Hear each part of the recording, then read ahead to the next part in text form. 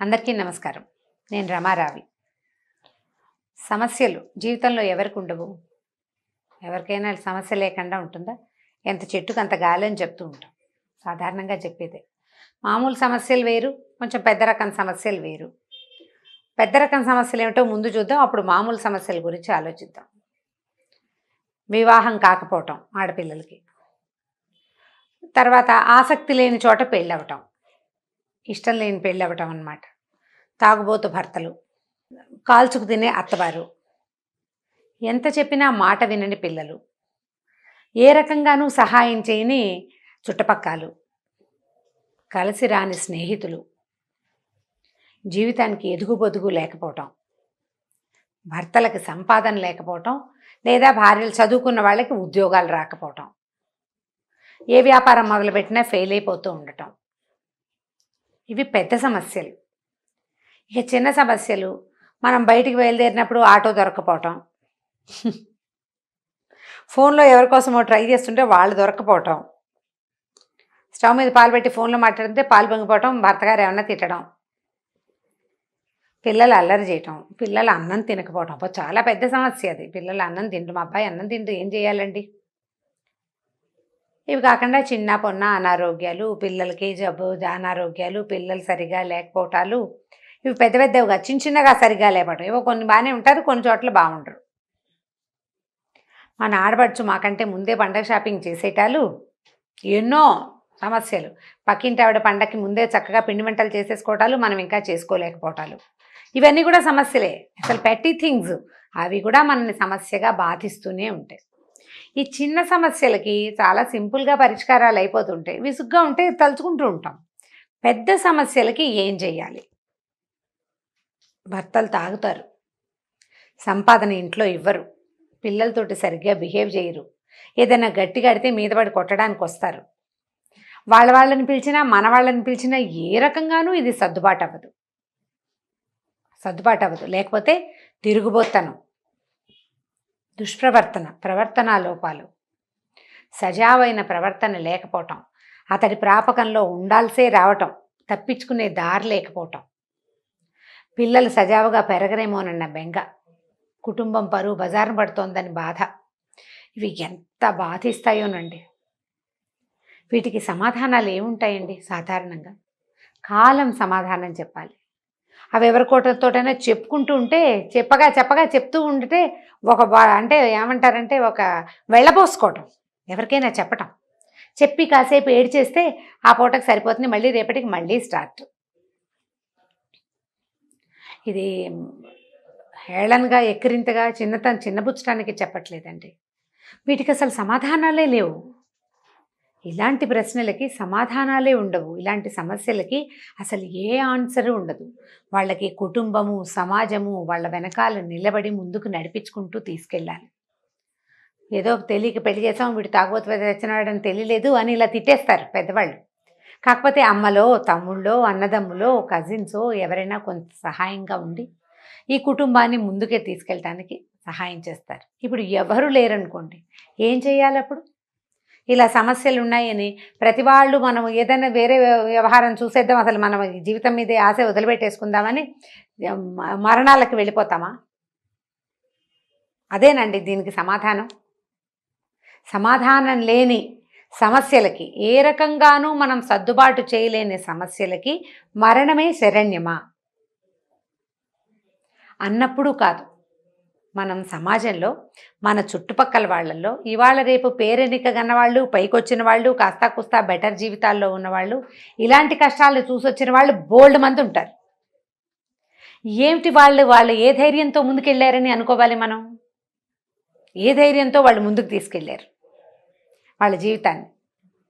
పోరాట పటిమ, దాంతో ముందుకు తీసుకెళ్తారు. పోరాట పటిమే.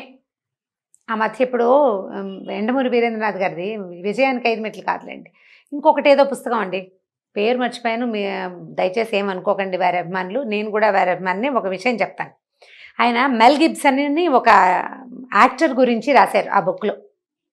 నాకు మెల్ గిబ్సన్ అంటే చాలా ఇష్టం. ఈయన ఎవరండి అని అడగండి, ఒక హాలీవుడ్ నటుడు. ఆ బ్రేవ్ హార్ట్ ఆ సినిమా చూస్తే నాకు అసలు ఆయన చూస్తేనే చాలా ఇష్టంగా, మెల్ గిబ్సన్ నాకు ఇష్టం అనమాట. అయితే ఆయనట చిన్నప్పుడు చాలా పెద్ద అందంగా ఉండేవాడట. చాలా పెద్ద యాక్సిడెంట్ అయిందట. మొహం అడ్డదిడ్డంగా చిరిగిపోయిందట ఆయనది. చాలా అడ్డదిడ్డంగా. అయితే చనిపోయాడు అనుకున్నారు. హాస్పిటల్లో తెలుసుకున్నారు ఇతను బతికే ఉన్నాడని. మొహం అంతా వికృత రూపంగా అయిపోయి ఒట్టి మాంసపు ముద్దలా అయిపోయిందట. ఏదో యాక్సిడెంట్ అంటే ఎవరో కొట్టారు పాపం, బహుశా ఎవరో దాడి చేశారు అతని మీద చిన్న వయసులోనే. కానీ అతను సహజంగా బుద్ధిమంతుడు, చర్చిలో కూర్చునేవాడు, ధ్యానం చేసేవాడు, దానం చేసే గుణం ఉంది అతని దగ్గర, అంతే అతని లక్షణం అనమాట అది.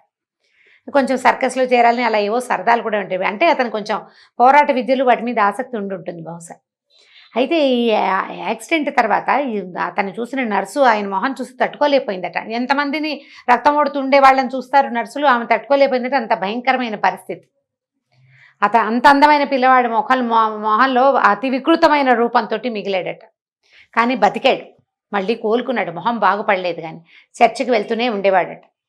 ఆ తర్వాత అతనికి అయిన పరిచయాలు, అతని జీవితం అతనికి ఎలాంటి అవకాశాన్ని ఇచ్చిందంటే ఆ ప్లాస్టిక్ సర్జరీలు జరిగినాయి. ఆ తర్వాత ఆయన అత్యద్భుతమైన సినిమాలు తీశాడు. ఆయననే హీరోగా పెట్టి ముఖం లేనివాడు, మ్యాన్ విత్ నో ఫేస్, ఆ సినిమా పేరు అదేనని గుర్తు నాకు. అలా సినిమా తీశారు. ఆ తర్వాత ఆయన తీసిన సినిమాలు సూపర్ సినిమాలండి.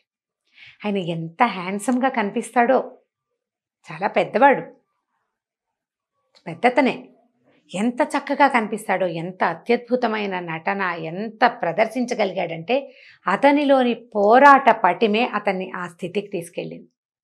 ప్రతి వాళ్ళు ఇలా చేయలేమండి, ఇంత చేయలేము, కానీ కొంత చేయొచ్చు కదా, కొంత చెయ్యాలి. ఇడ్లీలమ్మి పిల్లల్ని పోషించుకుని ఒట్టిగా ఊళ్ళలో ఎంత ఖరీదండి పాత రోజుల్లో ఇడ్లీలు అమ్మే ముసలిమామ ఒక ఆవిడ, మా మామగారు వస్తుండేది మా ఊరు.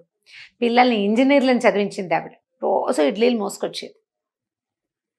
భర్త సహాయం లేదు, చిన్నతనంలోనే ఉన్నాడో వెళ్ళిపోయాడో పాపం. కానీ ఆమెలో ఉన్న పోరాట పటిమ ఆ పిల్లల గెలుపుకి కారణమైంది, ఆమె గెలుపుకి కారణమైంది. మనం ఇవాళ వాళ్ళ పేరు ఒకళ్ళు తలుచుకుంటున్నారంటే వాళ్ళు సాధించారని అర్థం. సమాధానాలు లేని సమస్యలు చాలా ఉంటాయి. దానికి మనం సమాధానంగా నిలవటం ఎట్లా అనేది ఆలోచించాలి, పోరాడాలి, దానికోసం ఓపికగా భరించాలి, మన పరిస్థితులు బాగుపడేదాకా వెయిట్ చేయాలి. వీళ్ళతోటి కాదు, మన కంపానియన్ తోటి అవ్వకపోవచ్చు, సంతానంతో కావచ్చు, పిల్లలతోటి కావచ్చు, అప్పుడప్పుడు మన వల్ల కూడా కావచ్చు. మనం ట్రై చేయాలి. పోరాట పటిమతో సాధించలేనిది ఏదీ లేదు. ఝాన్సీ లక్ష్మీబాయి ఆవిడ కథ చదువుతుంటే రక్తం పరిగెడుతుంది, శరీరం రోమాంచం అవుతుంది. సొంత సంతానం కూడా లేకుండా రాజ్యాన్ని కాపాడాలని ఒక స్త్రీ చేసిన ప్రయత్నం ఆమెను ఇప్పటికీ చరిత్రలో నిలబెట్టింది. అంత చరిత్రకెక్కపోతే మన సొంత చరిత్రలు మనం రాసుకోవాలి కదా, మన పిల్లలకి మనం ఆదర్శంగా నిలబడాలి కదా. మన జీవితాన్ని మనం నుంచోబెట్టుకోవాలి. భగవంతుడు ఇచ్చిన జీవితాన్ని మధ్యలో ఎండ్ చేసే హక్కు ఎవరికీ లేదు, ఆడ మగ ఎవరికీ లేదండి. ఏదో ఒకటి జరగలేదనో, ఏదైనా కొన్ని పరిస్థితులు అనుకూలంగా లేవనో, కొంతమంది అయితే మరి అబ్బాయి ఒప్పుకోలేదని, భర్త కాదన్నాడని, పుట్టింటికి పంపలేదని, ఇలా పిచ్చి పిచ్చి కారణాలతో కూడా జీవితాన్ని ఎండ్ చేసుకుంటారు. అదే నా సమాధానం. నుంచోడం రాదు నీకు? వెన్నెముక లేదా స్త్రీలకి? లేదండి. భగవంతుడు మనకి వెన్నెముక పెట్టాడు కదా, దాని బలం మీద మనం ఎందుకు నుంచోం? దాన్ని ఎందుకు నిలబెట్టాం? మనని చూసి మరో నలుగురు నిలబడతారు. చిన్న చిన్న పల్లెటూళ్ళల్లో చిన్న గ్రూపులుగా తయారయ్యి వాళ్ళకు చేతికి వచ్చిన చిన్న చిన్న పనులు చేసుకుంటూ కూడా బిజినెస్ చేస్తున్నారు ఆడవాళ్ళు. ఏ సాధనాలు లేవు, ఏ ఎలక్ట్రానిక్ గూడ్స్ లేవు, ఏ కరెంటు సాధనాలు లేవు. చచ్చి చెడి 3 రాళ్ళు పెట్టి పొయ్యి పెట్టి అన్నం వండుకుని తీరాల్సిందే వాళ్ళు. అయినా కూడా పోరాట పటిమ చూపిస్తున్నారు. చదువుకున్న వాళ్ళం కూడా పోరాట పటిమ చూపించలేమా? కంపెనీను సరైన వాడు కాకపోతే ఇక అంతేనండి మన జీవితం. పెళ్ళే చేసుకోవాలా అని ఈ మధ్య ఎవరో ఒక అమ్మాయి అడిగింది. పెళ్లి చేసుకోవాలి, ఏ వయసుకు పెళ్లి చేసుకోవాలని ఒక వీడియో చేశాం కదా, ఏవో చేస్తుంటాం రకరకాలు. ఏ వయసుకు పెళ్లి చేసుకోవాలంటే ఏంటంటే మీరు అలా చెప్పారు, 24కో 26కో చేయకపోతే కుదరదా? పిల్లల్ని గంటం తప్పిస్తే నాకు ఇంకేం లేదా నా బతుక్కి? నేను అదే ఎందుకు చేయాలి? నేను బిజినెస్ ఎందుకు చేయకుండా చెయ్యి లక్షణంగా. బిజినెస్ కాకపోతే స్వర్గానికి నిచ్చలేసి ఎక్కి వెళ్ళిపోండి. ప్రయత్నం చేయాలిగా ముందు. ప్రయత్నం చేయాలి. ప్రతి వాడు ప్రయత్నం చేసి తీరాలి. వాడంటున్న స్త్రీ అంటలేదండి, జీవుడు అని చెప్తున్నా నేను. పురుషుడు స్త్రీ కాదు పాయింట్. మనిషై పుట్టింది ఆడ కానీ మగ కానీ తమ పరిస్థితులకి లోబడి లొంగిపోయి వంగిపోవద్దు. భగవంతుడు నిటారైన వెన్నెముకనిచ్చాడు మనకి, మనుషులకి అడ్డంగా లేదు. భూమికి హారిజంటల్గా లేం, మనం పైకే ఉన్నాం. ఈ పైకి ఇచ్చిన వెన్నెముక ఏంటంటే బోర విరుచుకుని నిలబడడానికి, దానికోసం ట్రై చేయడానికి. కంపానియన్స్ తోటి వచ్చే సమస్యలు, ఫ్యామిలీస్ తోటి వచ్చే సమస్యలు, దాన్ని పోరాడలేక, దానికి సమాధానం చెప్పలేక, తెంపుకుని బయటికి వెళ్ళలేక, సమాజంలో ఒంటరిగా అవుతామేమో, సమాజం దృష్టి మన మీద ఏదైనా చెడుగా పడుతుందేమో అనే భావనలతోటి జీవితాలు అంతం చేసుకోవద్దమ్మా. దానివల్ల మీ తర్వాత మీకు లేనిపోని పిచ్చి పేర్లన్నీ అంటగడతారు జనం. మీ చాతకాంతనం ఎల్లెడలా చాటింపబడుతుంది. చాతకాని వాళ్ళుగా మిగలద్దు, చేతైన వాళ్ళుగా ధీటుగా చూపించండి. భగవంతుడు నాకు కూడా వెన్నెముక ఇచ్చాడు, దానికి పైకి నిలవడమే తెలుసు అని ప్రూవ్ చేయటానికి ప్రయత్నించండి. మంచి పోరాట ప్రదర్శించే తల్లుల తాలూకు పిల్లలు చాలా గొప్ప అచీవర్స్ అవుతారు. పిల్లలు లేరు మనకి, మనమే ఉన్నాం. మనని అనుసరించే వాళ్ళు కూడా మనతో ధీటుగా తయారవుతారు. మన పేరు ఎప్పటికీ నిలబడుతుంది. నిలబెట్టుకునేందుకు ప్రయత్నం చేయండి. పడిపోవటానికి, పారిపోవటానికి, తప్పించుకోవడానికి ప్రయత్నం చేయొద్దు. పరిస్థితులు రకరకాలు ఉంటాయి. పెట్టి సమస్యల కోసం ఇలాంటి ప్రయత్నాలు చేయకండి. పెద్ద పెద్ద సమస్యలు తప్పకుండా వాటిని ఎదిరించి నిలబడండి. ఈ వీడియో కనుక మీకు నచ్చినట్లయితే లైక్ చేయండి, షేర్ చేయండి. మరిన్ని వీడియోస్ కోసం మా ఛానల్ని సబ్స్క్రైబ్ చేసుకోండి.